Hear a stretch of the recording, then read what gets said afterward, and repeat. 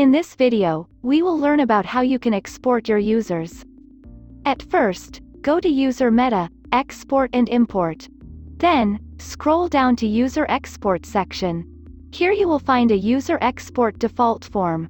Drag and drop your fields from Available Fields to Export section, which fields you want to export.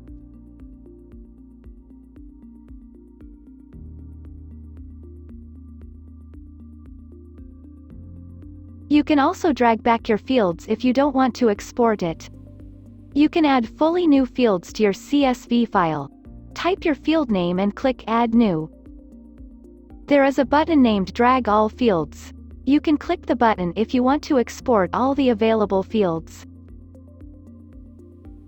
Next, if you don't want to export all the users, then, check the specific roles from Exclude Roles checkbox. You can also filter users according to their registration date. You need to input start date and end date to do so. You can even change your user's order by selecting Order By and Order drop-down options.